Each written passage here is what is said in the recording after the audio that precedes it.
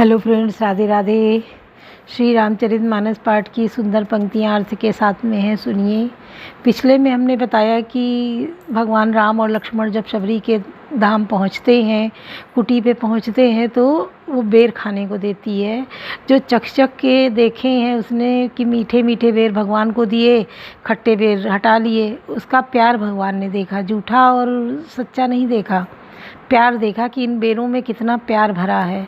तो भगवान राम बड़े चाव से उन बेरों को खाने लगे, जबकि वो जात की भीलनी थी, पर ऐसा कुछ नहीं था। उसके भाव को भगवान ने देखा, उसके प्रेम को देखा। तो भगवान राम उन बेरों को बड़े चाव से खाने लगे। लक्ष्मण जी देख रहे हैं कि ये तो जूठे बेर हैं, हर बेर को उठाते हैं और देखते हैं जूठा है। तो भगवान राम मुड़ के लक्ष्मण जी की तरफ देखते हैं, तो लक्ष्मण जी मना नहीं कर पाते हैं, उन बेरों को उठाते हैं, मुंह के पास ले जाते हैं और गले के पास से पीछे फेंक देते हैं।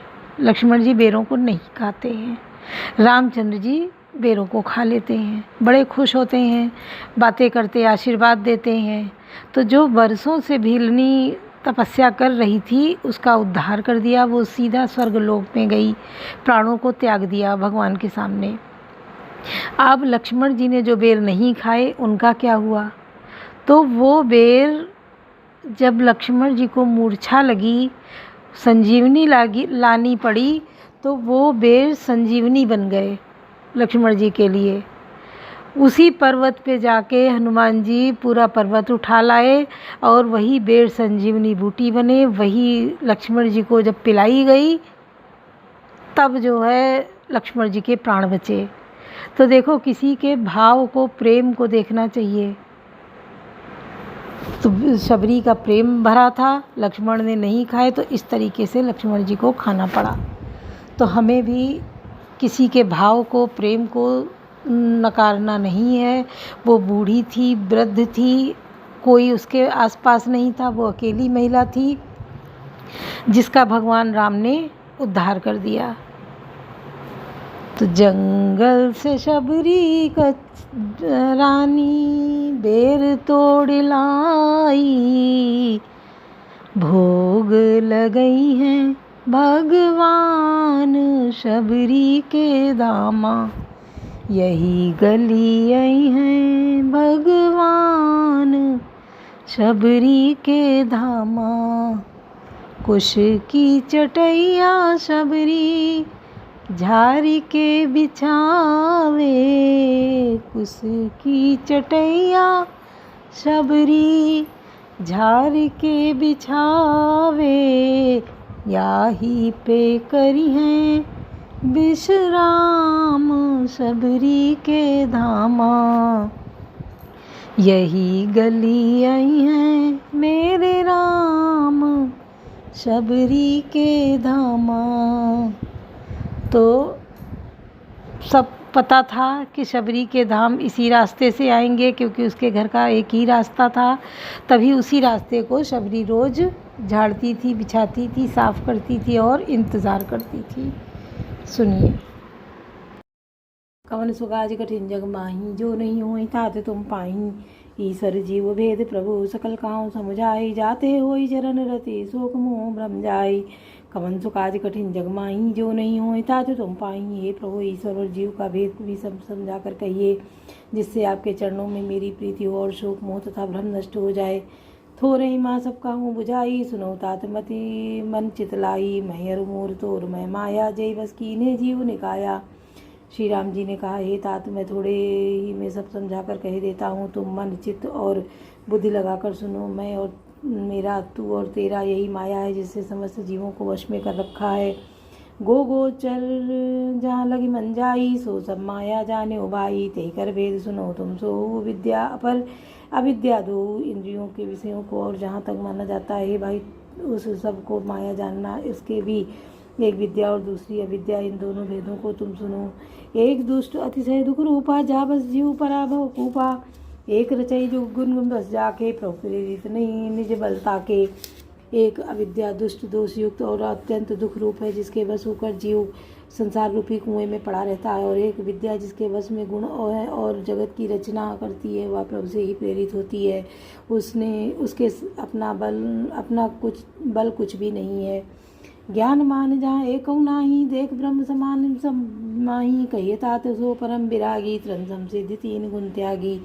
ज्ञान वह है जहाँ जिसमें मान आदि एक भी दोष नहीं है और जो सब में समान रूप से ब्रह्म को देखता है। हे तात, उसी को परम वैराग्यवान कहना चाहिए जो सारी सिद्धियों को और तीनों गुणों को तिनके के समान समझ चुका है, त्याग चुका है, जिसमें मान, दंभ, हिंसा, क्षमा रहित, टेढ़ापन, आचार्य सेवा का अभाव, अपवित्रता, स्थिरता, मन का निग्रहित न होना, इंद्रियों के विषय में आसक्ति, अहंकार, जन्म मृत्यु जरा व्याधि में, जगत में सुख बुद्धि, स्त्री पुत्र घर आदि में आसक्ति तथा ममता, इष्ट और अनिष्ट के प्राप्ति, हर्ष शोक, भक्ति का अभाव, एकांत में मन न लगना, विषयी मनुष्यों के संग में प्रेम, ये 18 ना हो और नित्य अध्यात्म, आत्मा में स्थित तत्व ज्ञान के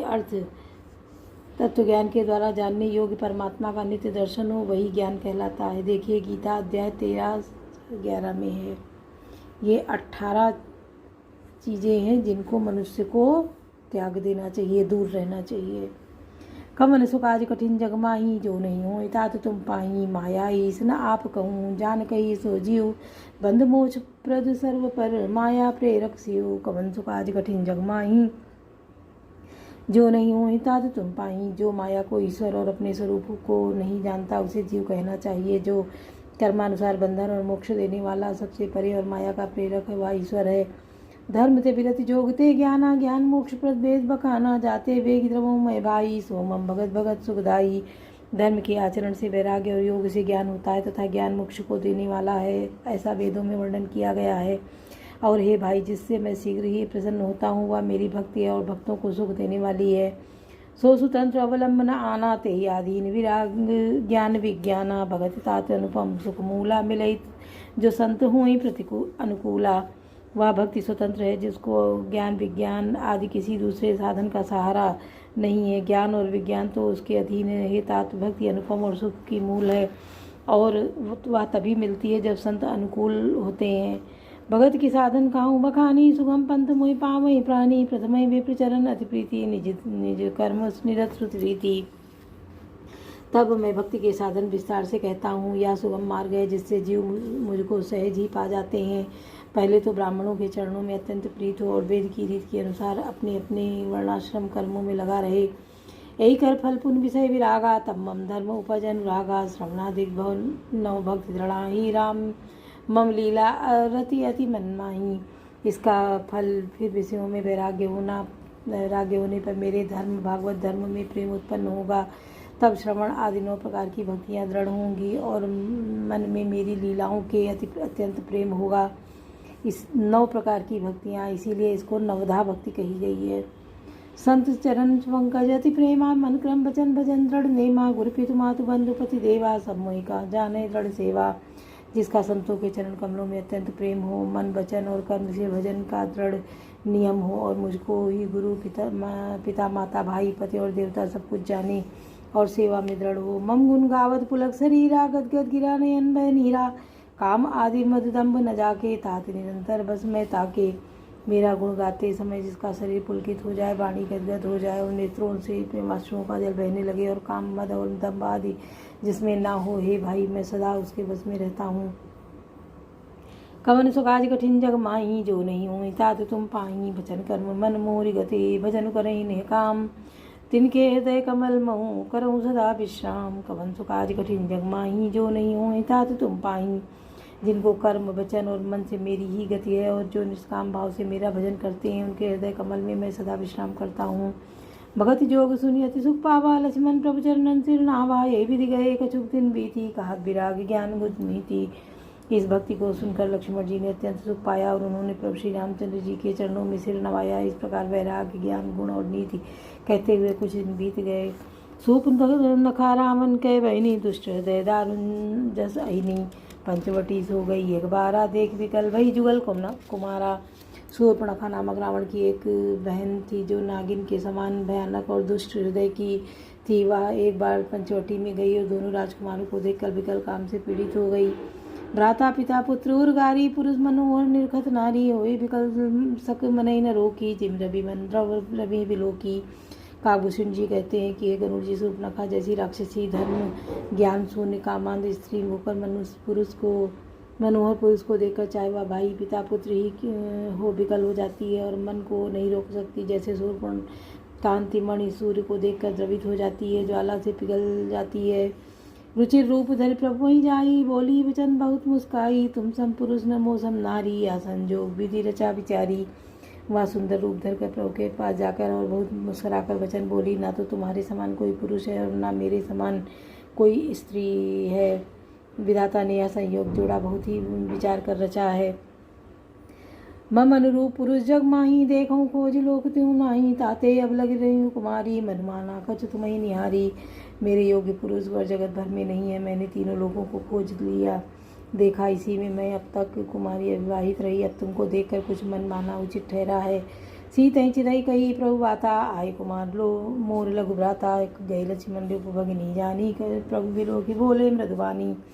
सीता जी की ओर देखकर प्रभु श्री रामचंद्र जी ने यह बात कही कि मेरा छोटा भाई कुमार है। तब वह लक्ष्मण जी के पास गई। लक्ष्मण जी उसे शत्रु की बहन समझकर प्रभु की ओर देखकर कोमल वाणी से बोले, सुंदर सुन मैं उनकर दासा, पराधीन नहीं तोर सुपासा। प्रभु समर्थ कौशलपुर राजा, जो कुछ करें उन्हीं सब छाजा। हे सुंदरी सुन, मैं तो उनका दास हूँ, पराधीन हूँ, अतः तुम्हें सविता सुख न होगा। प्रभु समर्थ हैं, कौशलपुर के राजा हैं, वे जो कुछ कहें उन्हें सब फपता है। सेवक सुख चन्मान भिखारी, व्यसनी धन शुभ गति व्यभिचारी। लोभी जसु चय चार गुमानी, नभ दुई दूध चाहत ए प्राणी। सेवक सुख चाहे, भिखारी सम्मान चाहे, व्यसनी जिए जुए शराब आदि का व्यसन हो, धन और व्यभिचारी शुभ गति चाहे, लोभी यश चाहे और वे अभिमानी चारों फल अर्थ धर्म काम मोक्ष चाहे, तो ये सब प्राणी आकाश को धोकर दूध लेना चाहते हैं, अर्थात असंभव को भी संभव करना चाहते हैं। पुनि फिर राम निकट सो आई, प्रभु लक्ष्मण पई बहु पठाई। लक्ष्मण कहा मोहि तो बरई, सो तरन तोरि लाज परिहरई। वह लौटकर फिर श्री राम जी के पास आई। प्रभु ने फिर उसे लक्ष्मण जी के पास भेज दिया। लक्ष्मण जी ने कहा, तुम्हें वही बरेगा जो लज्जा को तृण तोड़कर अर्थात प्रतिज्ञा करके त्याग देगा, अर्थात जो निपट निर्लज्ज होगा। तब खिसियानी राम पई गई, रूप भयंकर प्रकटत भई। सीतई सबई देख रघुराई, कहा अनुसन शयन बुझाई। तब वह खिसियाई हुई क्रुद्ध होकर श्री राम जी के पास गई और उसे अपना भयंकर रूप प्रकट किया। सीता जी को भयभीत देखकर श्री राम जी ने लक्ष्मण जी को इशारा देकर कहा, कवन सुकाज कठिन जग माही, जो नहीं होई तात तुम पाई। लक्ष्मण अति लागो, सो नाक कान बिलकीन। ताके कर रावण कहा, मनो चुनौती दीन। कवन सुकाज कठिन जग माही, जो नहीं होई तात तुम पाई। लक्ष्मण जी ने बड़ी फुर्ती से उसको बिना नाक कान के कर दिया, मानो उसके हाथ रावण को चुनौती दी हो। बोलो सियावर रामचंद्र की जय, पवन सुत हनुमान की जय, लाडले लखन लाल की जय।